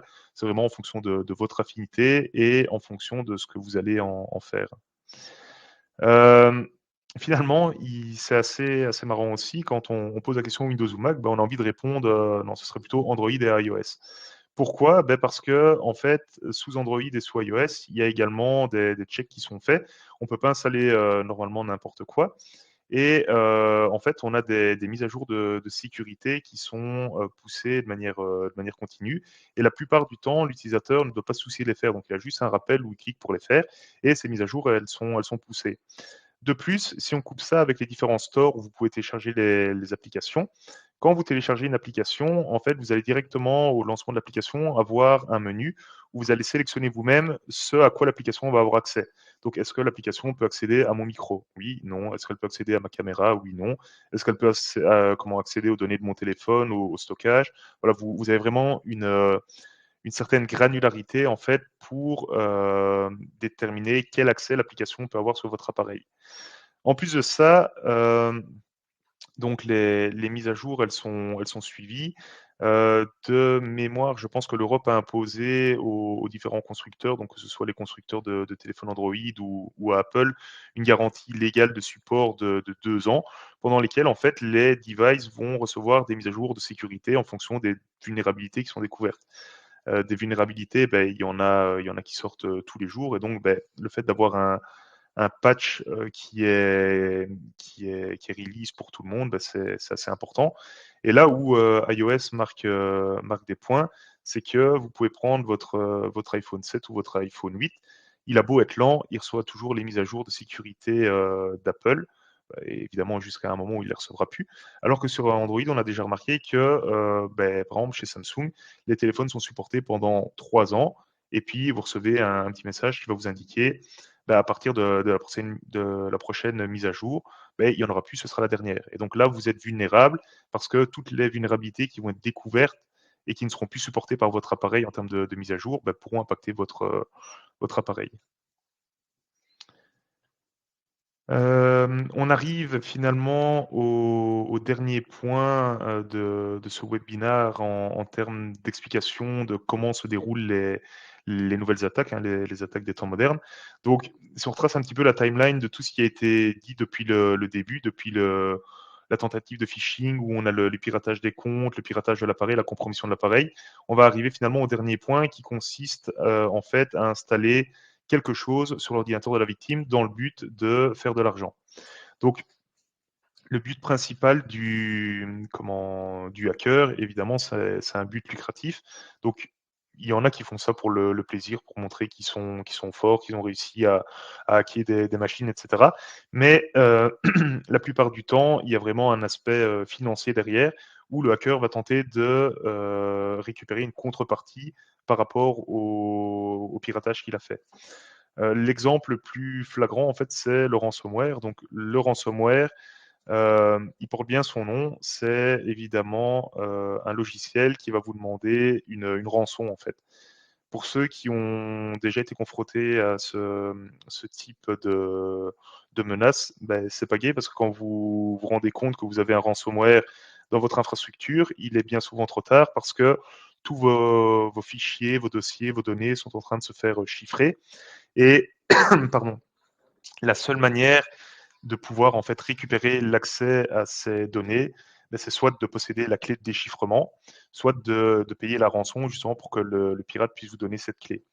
Malheureusement, on ne sait pas déchiffrer des données qui ont été chiffrées par un ransomware parce que en fait les algorithmes mathématiques qui sont utilisés sont des algorithmes on ne sait pas casser à l'heure actuelle. Et donc, une fois que ça a été chiffré, on est vraiment obligé d'avoir le code de déchiffrement pour que ça fonctionne. Vous verrez dans les ressources que je vous présenterai à la fin du webinaire, donc les petits conseils, les différents outils que vous pouvez utiliser chez vous. Il y a une plateforme en fait qui propose de recenser les clés qui ont déjà été utilisées par les ransomware. Alors il faut avoir de la chance, ça a déjà fonctionné. Quand un ransomware a été utilisé chez une personne différente et qu'on a déjà eu la clé de déchiffrement une fois, cette clé peut refonctionner chez une autre personne. Mais la chance de succès est assez faible. Une petite question encore, c'est quel serait votre premier réflexe en cas d'infection? Encore une fois, toutes les propositions qui sont présentées ont du sens. Donc, c'est vraiment en fait la proposition qu'il faut choisir, hein, celle qui peut permettre d'éviter que la situation s'empire. Et évidemment, parmi les 4 propositions, donc soit éteindre l'appareil, le déconnecter du réseau, lancer une analyse antivirus ou contacter un expert informatique, la solution qu'il faut retenir, c'est évidemment éteindre l'appareil. Pourquoi éteindre l'appareil? Parce que à partir du moment où vous avez un ransomware, en fait, il est possible que il n'ait pas encore chiffré toutes vos données. Et donc, on va éteindre l'appareil dans le but de pouvoir récupérer ce qu'on peut sauver. Le déconnecter du réseau, donc on parle là de soit de retirer le câble réseau, soit de désactiver le Wi-Fi. Alors il y a une problématique qui survient par rapport à ça, c'est que la plupart des machines en fait sont maintenant connectées au Wi-Fi. Et donc, vous avez beau retirer le câble réseau de votre machine, si elle est connectée au Wi-Fi, elle peut continuer à compromettre d'autres machines de votre infrastructure où ce ransomware en fait va finir par se répandre. Pardon. Il suffit que vous ayez par exemple des disques de données qui soient interconnectés les uns aux autres. Et si un ransomware vient chiffrer la première machine, il va se répandre dans l'ensemble de votre infrastructure. Et en plus de ça, vous pourriez vous dire, OK, je vais désactiver le Wi-Fi, ainsi je serai sûr de mon coup. Mais à partir du moment où votre machine elle a été compromise, vous n'êtes absolument pas sûr que les actions que vous allez entreprendre dessus, elles vont avoir un impact. Vous allez peut-être tenter de désactiver le Wi-Fi, mais c'est pas pour ça que le Wi-Fi va se désactiver. Le pirate, il pourra envoyer des instructions en disant, OK, affiche le petit icône en disant que le Wi-Fi est bien désactivé, mais la carte, elle va continuer à fonctionner. Donc, à moins d'avoir un interrupteur physique où on sait désactiver la carte, on va préférer éteindre l'appareil. Si vous contactez un expert en informatique, vous allez perdre du temps et le conseil qu'il va vous donner, c'est également éteins l'appareil et apporte-le-moi, je vais y regarder. Et lancer une analyse antivirus dans le cadre d'un ransomware. L'antivirus, en fait, ne saura malheureusement rien faire. Donc, voilà, c'est la solution qu'il faut préconiser, c'est vraiment éteindre l'appareil. Alors, pour illustrer ce petit propos, je vous propose une démo. Donc, je retourne sur mon autre écran. Je reprends ma machine ici attaquante, hein. J'aurais plus besoin de la machine Linux. On va attendre qu'il refasse la mise à jour, voilà. Et en fait, sur cette machine, j'ai tout simplement téléchargé un ransomware qui s'appelle WannaCry. Alors, WannaCry, il porte bien son nom, hein. Quand vous l'avez chopé, vous avez juste envie de pleurer parce que toutes vos données sont chiffrées. Et donc, c'est vraiment le vrai ransomware qu'il y a eu. Je vais juste le dézipper et en fait, vous allez voir comment une solution EDR comme SentinelOne qui est installée ici, va vous permettre en fait de pouvoir nettoyer votre machine et retravailler dans un temps relativement court. Donc voilà, mon ransomware, il est là. Alors, on voit déjà que SentinelOne me dit, bah, il y a quelque chose qui est sur la machine, tu es infecté. Alors, le comportement par défaut de la solution, ça aurait été de nettoyer le fichier avant que j'ai le temps de l'exécuter, mais s'il l'avait nettoyé, malheureusement, j'aurais pas su vous montrer la démo. Donc, j'ai forcé une politique pour qu'il me laisse le fichier. Et vous voyez, à contrario, que bah, Windows Defender, lui, tout va bien. Il n'y a pas de souci. Alors, j'exécute WannaCry, hein, il me dit bien que c'est un fichier malicieux, mais je vais quand même vous montrer ce que ça fait. Et donc là, à partir de ce moment-là, on voit que j'ai plein de fichiers qui sont en train de se créer. Et en fait, il est en train de chiffrer toutes mes données. Donc tout mon travail, tous mes documents, ben, tout est chiffré, je ne sais plus rien ouvrir. Et vous allez voir que normalement, le fond d'écran ne va pas tarder à changer. Hein, voilà. Donc sur le fond d'écran, il me dit, ben, oups, vos importants fichiers ont été chiffrés. Et a priori, la demande de rançon ne devrait pas tarder à arriver. Voilà, on a voilà. Donc le malware essaye justement d'effectuer d'autres commandes en tant qu'administrateur. Mais je vais mettre non, mais malheureusement, ça ne changera plus l'issue de mon PC. Et on voit ici, donc, à mon avis, c'est pas lisible pour vous, mais qu'on a un petit prompt en fait avec le temps restant avant que je doive effectuer le paiement. Donc, on me dit d'effectuer le paiement en déant les 2 heures et 23 minutes et que si je ne le fais pas, en fait, mes fichiers seront totalement perdus dans 6 jours. Alors, ben, là, on essaye de faire tout ce qu'on peut, d'aller voir la police en disant, ben, est-ce que vous savez pas m'aider, faire quelque chose, j'aimerais bien récupérer mes dossiers, mes fichiers, j'ai pas de backup, etc. Évidemment, le pirate, il me demande de payer 300 € ici en Bitcoin et j'ai l'adresse du virement qui est là, hein, l'adresse Bitcoin intraçable. Mais voilà, là, je suis complètement pardon, dans le chou. Alors, la solution SentinelOne, comment est-ce qu'elle se pilote? Donc ici, on voit que je suis dans le panel d'administration et si je vais dans le panel d'administration, j'ai mon PC avec tout ce qui est verrouillé. Ce type de solution, ce qui la diffère d'un antivirus traditionnel, c'est qu'elle permet de faire de déterminer comment la menace est répondue et surtout tout ce qu'elle a fait pour altérer le comportement de l'ordinateur. Donc, on voit ici que si je vais dans la partie Explore, normalement, l'agent devrait me remonter tout ce qui a été fait sur la machine. Donc voilà, on voit que j'ai lancé ce fichier-là. Il a essayé d'aller modifier les permissions sous Windows, il a lancé un avis de commande, etc. Et je sais en fait finalement tracer tout ce que le ransomware il a fait. Qui dit tracer le ransomware, enfin les actions qu'il a entreprises, dit on peut potentiellement en fait les annuler, on va dire. Et donc, si je vais dans mes mitigation actions, j'ai 4 propositions. Soit je vais killer mon process, donc mon ransomware qui continue de chiffrer mes données, soit je le mets en quarantaine, soit je défais tout ce qu'il a fait. Donc, s'il a été modifié des configurations à la machine, je peux les défaire.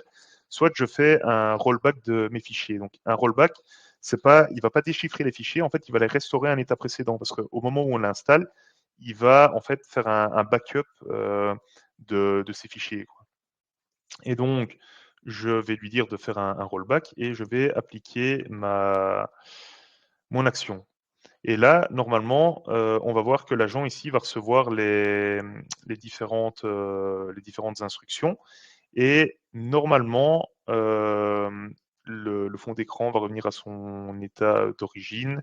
La demande de rançon va disparaître et je vais récupérer en fait l'accès à mes différents fichiers. Une fois que j'ai fait ça, je peux aller mettre que ça a été résolu. Donc voilà, les actions ont été envoyées. Et vous voyez ici, donc les fichiers sont déjà en train de se retirer. On va attendre un petit peu pour qu'il montre tout ça. Et vous voyez, en fait, le fond d'écran a disparu, la demande de rançon a disparu. J'ai bien récupéré ici mon dossier avec mes documents et tout a été non pas déchiffré, mais restauré à un état précédent. Et donc, Voilà, ça, je pense que c'est important de le souligner. En fait, ces solutions-là, elles pallient les faiblesses des antivirus traditionnels et elles vous permettent surtout de récupérer l'accès à votre machine et de continuer votre business en un temps record. Parce que dans le cadre d'un ransomware, si on n'avait pas eu la solution qui était installée, ben, on aurait dû contacter le service IT, qui aurait dû réinstaller la machine, tenter de réimporter les données qu'ils avaient qui n'étaient pas encore chiffrées, etc. Donc, c'est assez important. Il y en a pas mal qui demandent également quel est le coût d'une solution comme ça, parce que c'est une solution qui paraît un petit peu magique. Il faut savoir que le coût d'une solution comme celle-là n'est pas très onéreux parce que je ne sais plus à combien on tourne exactement, mais il me semble que c'est 6 ou 7 euros de protection par mois par machine. Je ne sais pas ce qu'une licence traditionnelle Kaspersky ou S7 coûte, mais voilà, je pense qu'au vu du gain et des actions supplémentaires que ça permet d'entreprendre, c'est clairement l'avenir. Je pense qu'effectivement, c'est un bon tuyau que tu donnes à nos webinautes, parce qu'effectivement, on a tous l'impression qu'on est totalement pieds et poings liés aux rançonneurs. Et donc, manifestement, il existe des solutions, des applications pour les contrer. Oui, c'est exactement ça et en plus, ce type de solution peut également être, installé sur, les machines, par exemple, qui vont gérer votre site e-commerce. Donc si vous êtes victime à un moment d'une demande de rançon, ou d'un ransomware sur votre serveur qui héberge votre site, potentiellement SentinelOne saurait quand même vous aider à limiter, en fait, le temps d'interruption de vos activités et à permettre finalement une pérennité de votre business. Je propose ici, finalement de vous expliquer et de vous lister, ce qui différencie une solution antivirus classique via une solution, EDR. Donc EDR, je ne sais pas si je l'ai dit, mais c'est pour Endpoint and Detection Response. Donc le but, c'est vraiment de pouvoir faire de la détection, de menaces plus avancées et surtout de pouvoir répondre aux menaces qui auraient été découvertes. Alors au niveau, du comparatif, voilà un petit tableau qui reprend les principaux points. Alors le but n'est pas de vous assommer, hein, avec différentes notions, différents concepts.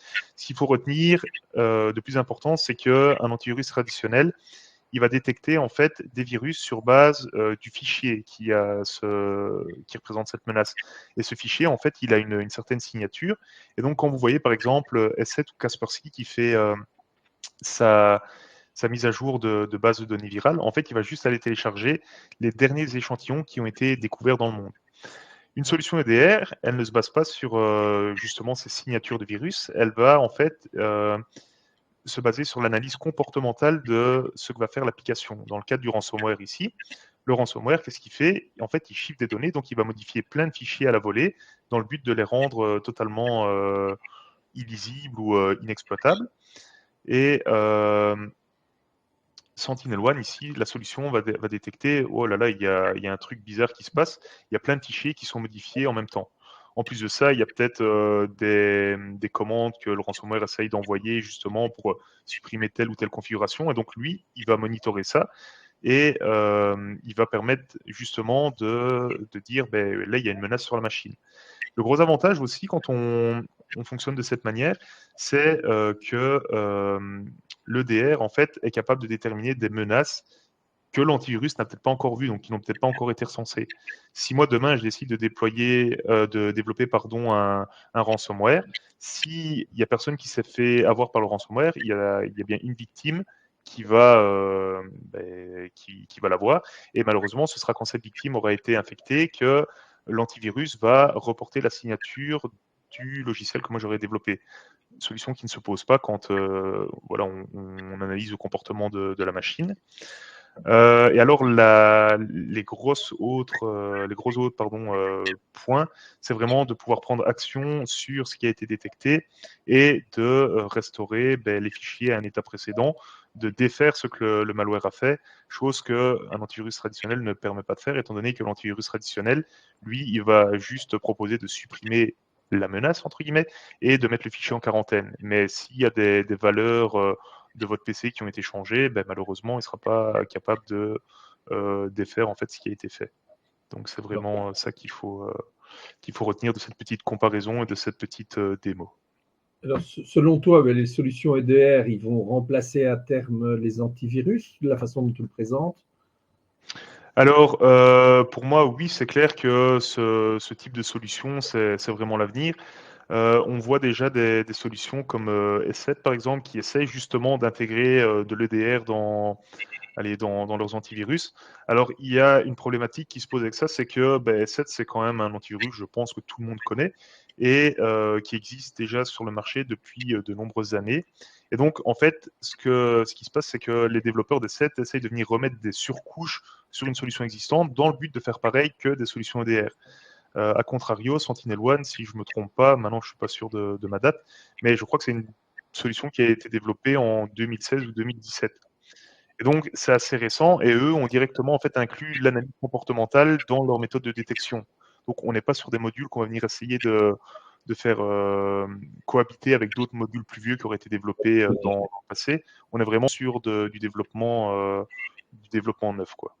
Donc, pour Donc, moi, s'il oui. faut retirer son EDR, aller voir son fournisseur ou en tout cas s'interroger sur les solutions EDR parce que c'est aujourd'hui Voilà, ce c'est qui ça. est le plus confiant, enfin, dans lequel on C'est peut c'est ce avoir qui Voilà, le c'est plus ce qui va efficace. permettre vraiment d'avoir une sérénité et une pérennité d'esprit et vraiment de vous focaliser sur votre business en se disant pas, bah oui, là j'ai peut-être un collaborateur qui a peut-être un peu plus de mal avec les notions IT, il est peut-être pas en mesure de détecter un mail de phishing, il pourrait avoir une attaque ransomware à tout moment, qui pourrait paralyser la boîte et le business. Non, là, avec ce type de solution, normalement, vous êtes assuré de pouvoir reprendre votre activité allez, en quelques minutes, montre en main, comme je l'ai montré ici, et surtout de ne pas avoir votre entreprise qui serait à l'arrêt, quoi. Je pense que c'est une information importante pour tous ceux qui nous écoutent et que nous écouterons à l'occasion de replay. Je te Voilà, laisse voilà. continuer. Alors, on a finalement fait un petit peu le tour de comment ces nouvelles attaques, elles sont initiées par les hackers, hein, par les pirates. Et donc, je vous propose en fait ici de passer vraiment dans une partie Internet nom de domaine. Donc, c'est vraiment finalement des informations qui vont vous intéresser parce que le but, c'est vraiment de comprendre comment votre webinaire, comment votre site e-commerce, pardon, a été conçu, de manière justement à pouvoir évaluer les potentiels points d'entrée et les potentielles technologies qui pourraient être vulnérables. Alors Alors, justement, quand on crée oui. un site internet, quelles sont les bonnes pratiques à la création de ce site internet? Essayer de focaliser là-dessus pour justement Oui. retenir les erreurs à ne pas faire ou au contraire les actions à mettre en place. Alors, au niveau d'un site internet, quand on veut faire un site internet, alors tout le monde, enfin la plupart des gens savent faire un site internet maintenant avec les solutions qui les supportent. Mais quand on veut faire un site internet qui est un peu plus élaboré, avec des notions de e-commerce, où on va peut-être avoir des transactions bancaires qui vont partir du site, etc. En fait, il y a plusieurs critères à prendre en compte. Le premier, c'est n'essayez pas de le développer vous-même parce que il y a des gens qui c'est leur boulot, voilà, ils sont développeurs, ils sont au courant des dernières technologies à utiliser, des dernières réformes, des derniers protocoles, etc. Et donc, si vous essayez de le développer vous-même, il va peut-être marcher, mais vous allez peut-être rater le coche sur quelque chose et intégrer une vulnérabilité dans votre site. Le deuxième conseil que je pourrais donner, c'est utiliser des solutions qui sont existantes. N'essayez pas de réinventer l'eau chaude ou réinventer la roue. Donc, il y a des frameworks qui utilisent et qu'on peut utiliser pour les sites internet, pour les méthodes de paiement, etc. Ces frameworks, ils sont suivis par des professionnels, ils sont mis à jour régulièrement et ils permettent justement de garantir une connexion sécurisée entre votre e-commerce, par exemple, et votre banque. Et je pense qu'une fois que vous avez déjà ces deux conseils-là, c'est déjà pas mal. Et alors, le troisième et dernier conseil que je donnerais, c'est la sécurité. Finalement, il faut voir ça comme un marathon. Hein. C'est pas un sprint, c'est pas quelque chose qu'on fait en one shot. C'est quelque chose de récurrent. Les menaces, elles évoluent. Il y a des nouvelles technologies qui arrivent sur le marché. Il y a l'intelligence artificielle qui permet également de pallier certains problèmes ou justement d'ouvrir la porte à d'autres vulnérabilités. Et donc, ce qui est super important aussi, c'est de suivre finalement votre projet à long terme, de suivre votre site e-commerce et de continuer en fait à le maintenir à jour, à travailler avec des développeurs qui vont le mettre à jour et qui vont vous permettre également une certaine sérénité parce que vous disposerez des dernières technologies qui sont sur le marché. Si je reviens ici au slide internet et nom de domaine, en fait, le but, c'est vraiment de lister toutes les étapes qui vont être nécessaires quand vous allez créer votre site e-commerce, tout en gardant cet aspect sécurité en tête. Donc, la première étape, en fait, quand vous allez créer un site qui soit e-commerce ou non, c'est d'aller chez un registrar. Donc, un registrar, c'est quoi? C'est un organisme qui va vous permettre d'acheter votre nom de domaine. Il y a Combel, il y a Namecheap, il peut y avoir OVH, DigitalOcean, etc. Il y en a plein. Et en fait, c'est chez ce registrar que vous allez acheter votre nom de domaine. Donc ici, en l'occurrence, pour le petit exemple, c'est myshop.be. Vous vous souvenez, dans les exemples que j'ai donnés précédemment, le myshop.be, c'est le nom de domaine, le nom de domaine, il n'y a rien d'autre à dire. Mais vous pouvez venir en fait associer des sous-domaines à ce nom de domaine principal. Vous pourriez par exemple avoir un vpn.myshop.be. Donc un VPN, pour ceux qui ne le savent pas, c'est une technologie qui permet en fait de tirer un canal sécurisé entre deux points. Et c'est ce qu'on utilise essentiellement quand on fait du télétravail ou du home working. Donc ça vous permet de vous connecter aux infrastructures de l'entreprise de manière totalement sécurisée. Vous pourriez avoir un autre sous-domaine qui serait 3xW. Donc le 3xW, c'est le sous-domaine de myshop.be.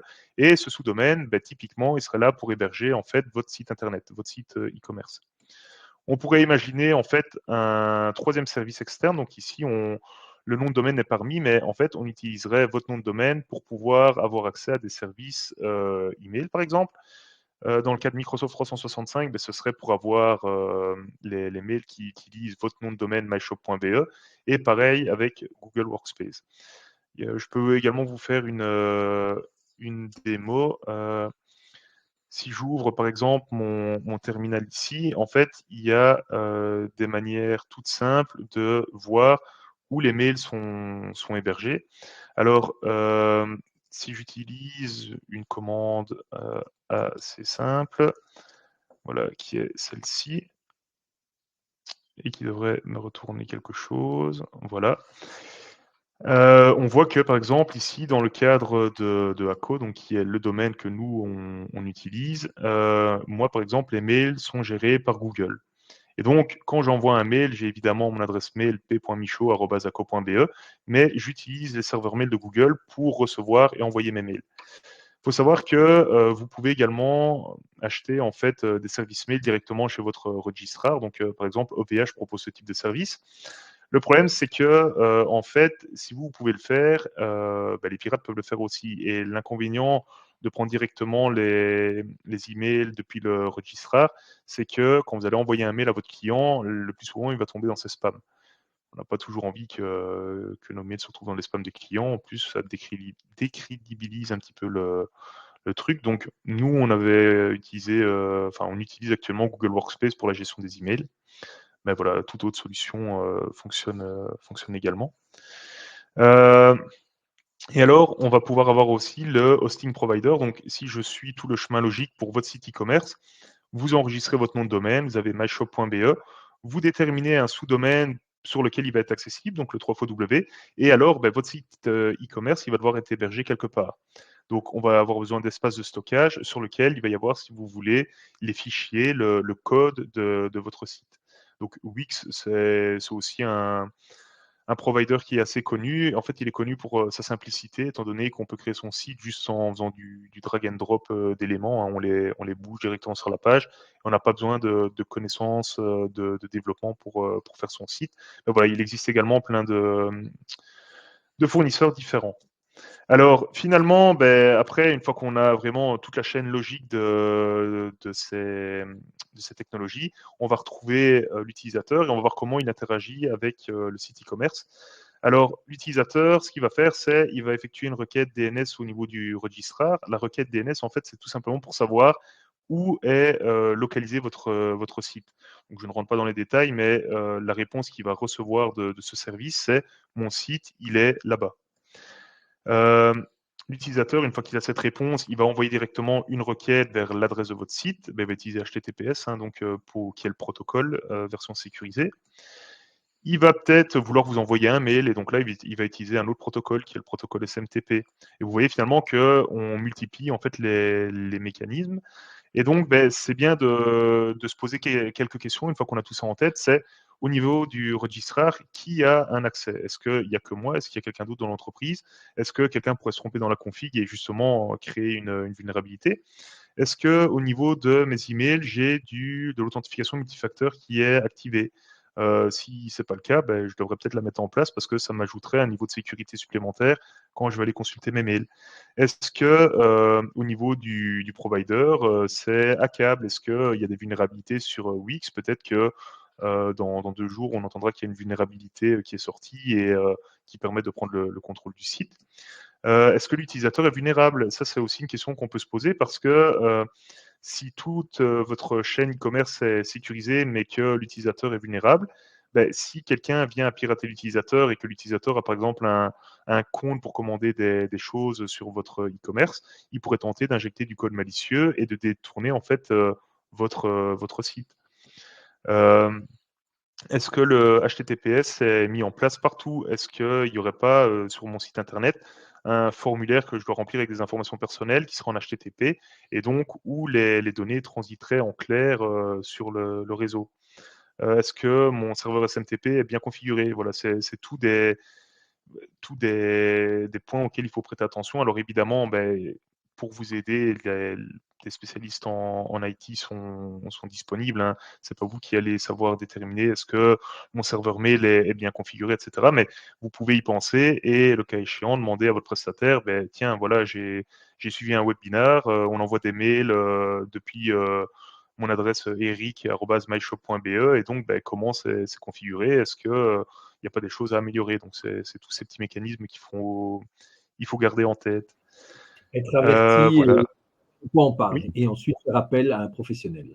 voilà, c'est ça. Le but ici, c'est vraiment de bien avoir tout le schéma en tête et d'avoir les tenants et les aboutissants pour se dire, ben, il y a autant de points dans mon infrastructure, dans la conception de mon site e-commerce. Est-ce que quand je pense à la sécurité, je couvre tous les points qui ont été énoncés? Comprendre la logique. Tout à fait. Voilà. Et finalement, je terminerai la présentation par quelques pourcentages, quelques chiffres, hein, en fait, qui font toujours un peu peur aussi. Donc, quel pourcentage de réussite des hackers? Ben, le pourcentage des hackers, à l'heure actuelle, il est quoi? Il est élevé. Quand on prend, qu'on regarde en fait au niveau des pouvoirs locaux en Wallonie, donc ici c'est vraiment des chiffres qui ont été repris pour la Wallonie, il y a 20% des pouvoirs locaux qui ont été victimes d'une cyberattaque en 2022-2023. Parmi les pouvoirs locaux, on peut recenser par exemple les CPS, les administrations communales, etc. Et 20% de ces institutions se sont faites pirater ou ont subi une cyberattaque en 2022-2023. Donc c'était il n'y a pas si longtemps que ça. Alors, la Wallonie n'a pas de ressources en fait pour recenser tous les cyberincidents qui sont passés, alors qu'en Flandre, on a un baromètre en fait qui permet d'avoir quelques chiffres. Et on voit ici que en 2021, au niveau des cyberincidents, en fonction de la taille de l'entreprise, évidemment, ça évolue, mais on a quand même des petites entreprises de 5 à 9 personnes. Il y a presque 10% de ce type d'entreprises qui ont été qui ont connu un cyberincident. Et pour les grosses entreprises, on est quand même à passer 25%, ce qui est pas négligeable du tout. Les conséquences d'une cyberattaque réussie, il y en a plusieurs, hein, elles sont pas drôles. La première, c'est évidemment impossibilité d'utiliser les systèmes informatiques. Il suffit de regarder un petit peu dans l'actualité, hein, les hôpitaux comme le Choipi ou le centre à Namur, l'hôpital à Namur qui a été victime d'une cyberattaque. Tous les rendez-vous médicaux sont postposés, les interventions chirurgicales aussi. On revient un petit peu à l'âge de pierre, étant donné qu'on n'a plus accès aux dossiers des patients et on doit travailler sur papier, donc c'est vraiment bloquant. On a l'inutilisabilité des systèmes opérationnels, donc ça va un petit peu avec l'inutilisabilité des systèmes ICT. Le but, c'est vraiment de voir que les systèmes électroniques IT sont inutilisables. On a de la destruction et de la corruption de données, donc ça représente quand même une part non négligeable de ces 4 conséquences, sachant que soit le hacker il peut décider de détruire les données, donc ça c'est vraiment dans le but de nuire à l'organisation, soit en fait il peut les corrompre, donc il peut aller modifier des données pour qu'elles reflètent quelque chose qui n'est pas vrai. Donc là on les manipule, ou alors tout simplement faire du vol de données et les revendre par exemple sur le dark web, hein. Donc des entreprises qui sont faites pirater, les hackers récupèrent des combinaisons nom d'utilisateur, mot de passe, et puis ils postent tout ça sur le dark web, où évidemment on peut récupérer la fuite de base de données moyennant un paiement en bitcoin qui est intraçable, etc. Alors, autre chiffre qui est interpellant, il y a une augmentation de 450% de ransomware et d'attaques de phishing ces dernières années. Donc, c'est vraiment 2 attaques qui ont le vent en poupe, si je puis dire. Et donc, je pense que le fait de les avoir expliquées pendant le webinaire ici et de les avoir démontrées, ainsi que vous donner des tips pour s'en prémunir, c'était quand même assez essentiel, hein, parce que voilà, tout commence toujours par une tentative de phishing, et puis une fois que l'utilisateur s'est fait piéger, on peut essayer d'aller plus loin dans les attaques et justement d'introduire un ransomware. 60% des PME ont remonté une cyberattaque en 2021. Donc, encore une fois, on est à plus de la moitié des PME. Et encore, dans le titre ici, c'est « On remonté une cyberattaque en 2021 ». Alors, on a aussi des entreprises, des PME qui sont victimes de cyberattaques et qui ne le remontent pas. Or, maintenant, avec le GDPR, c'est une obligation. On a l'obligation d'avertir ses clients lorsqu'on a été victime d'une cyberattaque. Attention également à la Commission de la protection de la vie privée qui, en cas de non-respect des règles, inflige des amendes qui sont quand même assez costaudes. Un autre chiffre, alors là on est au million, donc il y a en Belgique 1 million de failles qui sont trouvées chaque jour. Alors par faille, on entend vraiment une vulnérabilité. Elles n'ont pas tout un score de criticité de 10 sur 10 où on va corrompre la machine, mais c'est une faille quand même. Donc voilà, il y a 1 million de vulnérabilités, de failles qui sont trouvées chaque jour en Belgique. C'est, Donc, à mon encore sens, du énorme. travail et il y a encore de quoi se préparer à mieux se protéger. Oui, mais en fait, ce 1 million de vulnérabilités peut également être expliqué par l'augmentation croissante de nouvelles technologies qui arrivent sur le marché, et des nouvelles technologies, il en sort tous les jours aussi. Donc, c'est ça qui est un petit peu compliqué aussi quand on fait de la sécurité informatique, c'est que on doit évoluer, on doit étudier les nouvelles technologies qui sont proposées sur le marché dans le but de pouvoir aider en fait les clients à sécuriser ou à remonter des failles qui seraient dans le développement des nouveaux services, quoi. Alors, au niveau des cyberincidents dans les entreprises, donc ça c'est toujours du côté flamand, 2021-2022, on voit aussi que les cyberincidents, on était 8,8% en 2021 et on est à 11,6% en 2022. Donc, on voit que ces chiffres, ils ne font que croître, hein. Donc, on ne va pas vers le mieux. Donc, c'est quand même essentiel de pouvoir se protéger. Et alors, ça c'est une estimation, je trouve que c'est également assez impressionnant, une estimation de la cybercriminalité, donc en milliards, on parle de milliards de dollars, et donc on estime que les préjudices subis par les attaques informatiques en 2027 seront l'ordre de 23,8 milliards de dollars. Je trouve que c'est quand même assez interpellant et effrayant, et on voit encore que par rapport à 2018, ça ne fait que augmenter, et ça augmente de manière assez exponentielle, hein. C'est pas linéaire. Encore une fois, outre le Ce qui fait des justifie que nouvelles technologies qu'il y a sur le marché. Oui. les choses vont seulement augmenter et les risques vont seulement se démultiplier, puisqu'en définitive, c'est faire de l'escroquerie sans risque en définitive. Ouais, voilà, c'est vraiment ça. Et donc, mis à part le fait qu'il y a plein de nouvelles technologies, il y a également le fait que, en fait, on ne sait plus vivre sans le numérique, sans la digitalisation, sans l'informatique. Donc, il y a de plus en plus de personnes qui sont peut-être pas sensibilisées justement à tous ces risques, qui utilisent maintenant des technologies et qui sont aussi de potentielles futures victimes, quoi. Alors, il y a 90% des cyberattaques, 90% des cyberattaques qui sont réussies pourraient être évitées grâce à une meilleure prévention au niveau des collaborateurs. Alors, au niveau des préventions, c'est grâce notamment en réalisant des campagnes de phishing, des sessions de sensibilisation où on va vraiment expliquer à l'utilisateur il y a telle ou telle vulnérabilité qui pourrait t'arriver, on pourrait être vulnérable à tel type de truc, il faut prêter attention à tel truc.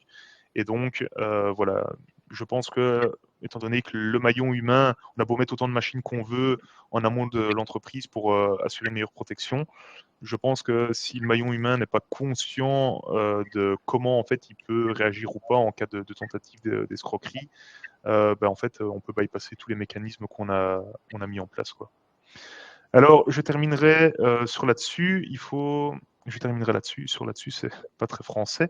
Je terminerai là-dessus. Ouais, Alors, au niveau des aides, il faut savoir que la Wallonie, et également au niveau Bruxelles, région de Bruxelles-Capitale, mais moi je connais mieux la Wallonie. La Wallonie propose des aides en fait via notamment le dispositif des chèques entreprises. Alors, en fait, nous sommes labellisés chez ACO au niveau des chèques entreprises spécialisés en cybersécurité pour réaliser en fait des audits, des intrusions, des campagnes de phishing, des sessions de sensibilisation au niveau des collaborateurs. Et alors, la région wallonne propose en fait d'intervenir à hauteur de 75% sur un montant de 50 000 euros hors TVA sur 3 ans. Et donc, ça veut dire que vous n'avez pas à payer les 75% de la facture. Donc, c'est quand même pas négligeable. Et voilà, la Wallonie a bien compris qu'il y avait un enjeu assez important au niveau de la sécurité finalement des entreprises pour permettre une pérennité au niveau du développement du business model. Mais voilà, il y a des aides qui existent. Vous avez plus d'informations sur le site des chèques entreprises. Et si je dois vous récapituler un petit slide en fait pour pouvoir vous-même évaluer la sécurité et la maturité numérique de votre entreprise, le site Have I Been Pwned que j'ai présenté tout à l'heure, donc qui vous dit si votre adresse a été référencée dans un leak de base de données ou pas. Au niveau des sites web, il y a le site de Mozilla Observatory qui vous permet de jauger en fait la configuration de votre e-commerce, voir un petit peu s'il y a des choses à améliorer ou pas. Et à la fin, en fait, ça vous sort un score. Un score de A+, c'est un site elle est top au niveau de sa conception et de sa sécurité. Un site G, en fait, ça va comme pour les PEB, c'est un site où il y a pas mal de travail à faire. Au niveau email, vous pouvez utiliser MX Toolbox pour voir quel service en fait vous utilisez pour gérer vos emails. Donc, est-ce que c'est du Microsoft, est-ce que c'est du Google, est-ce que c'est de l'OVH, etc. Et donc, juste en indiquant votre nom de domaine, vous allez pouvoir déterminer comment, ce fournisseur. Au niveau DNS, le site DNS Dumpster, il vous permet de lister en fait tous les sous-domaines qui sont associés à votre domaine principal. Donc, comme on a vu, vous pouvez avoir vpn.monicommerce.com, www.monicommerce.com. Vous allez pouvoir lister vraiment tous les sous-domaines qui sont configurés. C'est l'occasion, peut-être, si le nom de domaine est assez vieux, de voir s'il n'y a pas des choses qui pourraient être nettoyées, des technologies qui sont plus utilisées. Au niveau antivirus, si vous voulez tester que votre antivirus est à jour et qu'il peut détecter des choses, vous pouvez télécharger le faux virus icar.org. Donc, c'est un fichier qui ne fera pas de dégâts à votre antivirus, à votre système, pardon. Mais rien que le fait de le télécharger, normalement, votre antivirus doit vous indiquer que c'est un virus. Monitoring réseau, vous avez Cephone Web donc, qui propose une application justement pour vous aider à vous sécuriser. Vous avez Cephone Web qui propose toujours des petits conseils donc, en matière de comment vous pouvez surfer sur Internet en étant le plus sécurisé possible. Ils ont également des ressources que vous pouvez aller consulter. Et le nomoreransom.org, en fait, c'est le site qui vous permet de tenter, en cas d'attaque ransomware, de trouver une clé qui pourrait vous aider à déchiffrer vos données. Donc, ça ne marche pas à tous les coups, mais c'est bien de savoir que ça existe. Et voilà, donc moi, j'ai fini ici pour la petite présentation. Merci Pierre, en tout cas, pour toutes ces informations qui à la fois été vulgarisées, donc nous permettaient vraiment de comprendre très concrètement le contexte, les risques et surtout aussi les solutions que tu nous as proposées et qui nous semblent être des solutions qui peuvent évidemment répondre à la situation et surtout des solutions d'avenir. Voilà, on arrive au bout de notre webinaire de ce 25 avril. Peut-être vous rappeler et mettre dans votre agenda que il y a encore 2 webinaires durant le mois de mai, le 16 mai et le 23 mai prochain, qui aborderont encore une fois la cybersécurité, mais sous différents angles, notamment sous l'angle juridique, la responsabilité. On a parlé tout à l'heure du RGPD, du vol de données, etc. Donc, il ne faut pas non plus négliger cette dimension-là qui peut effectivement être problématique en termes de responsabilité dans le cadre de votre activité professionnelle. Alors, peut-être vous rappeler également que le webinaire que vous venez de suivre aujourd'hui, vous pouvez le revoir ou le transférer à d'autres collègues ou amis professionnels sur nos replays, donc sur le site www.bcybersafe.be, où vous retrouverez donc l'ensemble des replays des webinaires existants et des futurs webinaires qui auront lieu donc le 16 et le 23 mai prochain. Vous avez également la date des prochains webinaires et également toute une série de documents pratiques et concrets que nos orateurs, à l'occasion des différents webinaires, donnent mention et qui peuvent vous être également utiles pour commencer à vous familiariser effectivement à la cybersécurité. Voilà, je vous remercie. Je remercie Pierre pour sa participation active et surtout vraiment pertinente. Les partenaires, que ce soit Bicom, le SNI et bien évidemment le SPF Economy qui soutient cette initiative. Je vous souhaite une excellente soirée à tous et à toutes. Merci. Et au 16 mai prochain, je l'espère. Merci, bonne soirée.